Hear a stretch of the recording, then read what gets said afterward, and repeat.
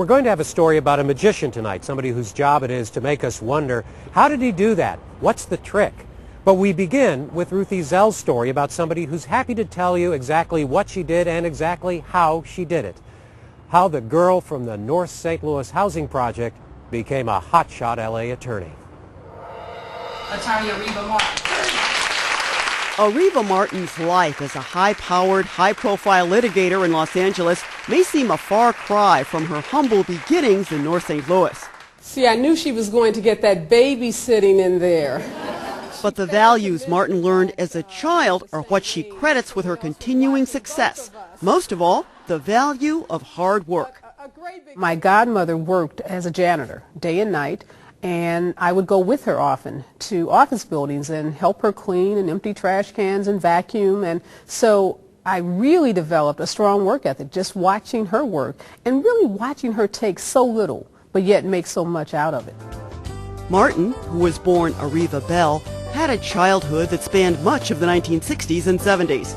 It was a time in America of social upheaval fueled by the civil and women's rights movements and by anti-war activism. But Martin said she was insulated from that turmoil by the stability of the neighborhoods where she was raised, including North St. Louis's Carr Square Village. It was very much a community and very much, lots of extended family members, neighbors, surrogate aunts and uncles who all played very much a part in the lives of many of the kids that lived in that area. As for Martin's mother and father, she grew up for the most part separated from both of them, but for different reasons. Her parents never married, and her father left town shortly after she was born. She didn't meet him until after she graduated from high school, but over the years they've grown very close. Martin's mother, with whom she has always been close, ended up marrying another man and moved out of state too. But Martin chose to stay behind to help care for her disabled grandmother. Miss Dovey, as she was affectionately called, was confined to a wheelchair, the result of being shot in a domestic dispute.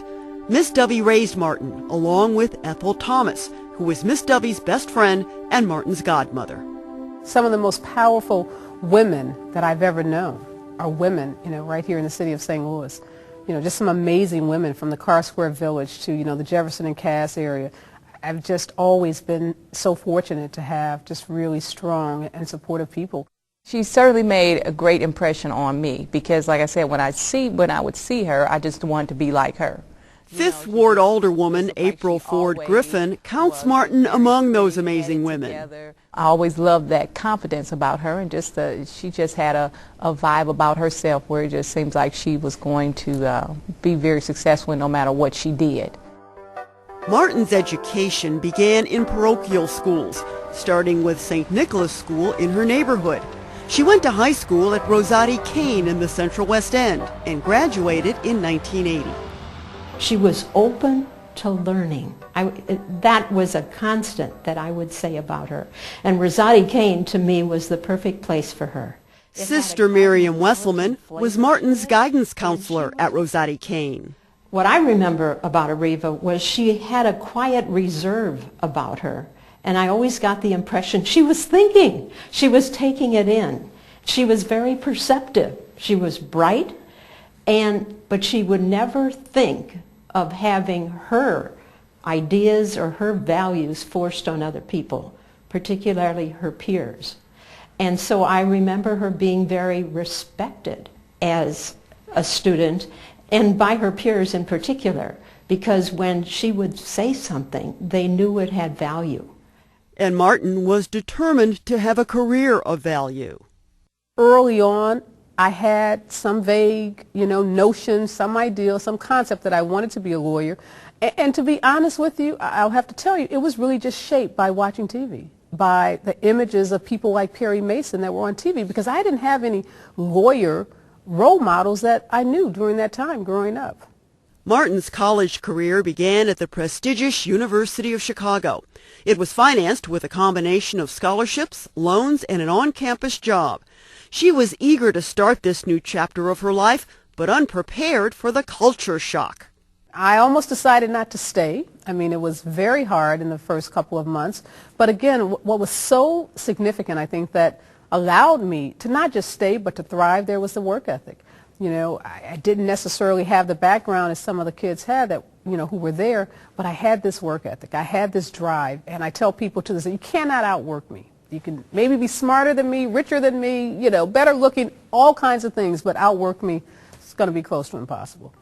And she went on to prove it, graduating with honors, first from the University of Chicago, then Harvard Law School. It was at Harvard that Areva Bell met her future husband, Ernest Martin, Jr. of Los Angeles. He was studying in both the law school and the Graduate School of Business. They've gone on to build their practice, Martin & Martin, into one of LA's largest minority-owned law firms. Their success is due in part to lessons learned outside the lecture hall. By the time you get to law school, and particularly a place like Harvard, people are working on making connections because they're already thinking, you know, 5 years out, 10 years out, you know, careers. A lot of them are, you know, go to Harvard because they want to have political careers. You know, many want to have careers in corporate America, you know, big corporate law firms. So I didn't know that game. Once their law practice was firmly established, Ernest and Ariva Martin started a family. They have 2 daughters, 14-year-old Michael and 10-year-old Morgan. And they have a son, 8-year-old Ernest III, who's also known as Marty. When Marty was diagnosed with autism, it was a major turning point for the whole family. But Marty's mom, not surprisingly, has taken everything she's learned about being the mother of a disabled child and shared it with other parents through a nonprofit organization she co-founded. Martin's Special Needs Network offers families access to training, support groups, a legal clinic, and other services. Here she is in her role as mother and member of Team Marty at an autism walk. Her work for social and economic change has been recognized across the country as well as in her own community. In March of 2007, the Los Angeles County Commission for Women named her and 9 others Women of the Year. But success has by no means gone to Martin's head. How about the Costello family? Costello. Okay. Yeah. I just got through seeing Geraldine. Geraldine, okay. Yeah. On a visit to St. Louis in October of 2007, Martin took me to the 2 places where she grew up. Here on Cole Street in Carr Square Village, where she lived with her grandmother, and her godmother's home on the 2700 block of Howard, a house that's still in Martin's family. I would imagine, as busy as your schedule is, you don't get a chance to get back that often. I come back, surprisingly, a lot because my aunt is here, my brother, older brother lives here, lots of cousins, and I wanted my family, you know, my kids to know St. Louis because I don't want them to just feel like, you know, life is easy and they're so privileged and everything comes so easily to them. And I want them to understand the struggle. You just have to start with a goal. It's really just that simple. The day after our visit, Martin was the keynote speaker at a networking and empowerment luncheon held downtown. Attendees were diverse in age and in their ethnic and socioeconomic backgrounds. But there was one message, that it's possible to succeed in life no matter where you start. Hello, hello. Thanks. Martin also autographed copies of her book, Journey to the Top.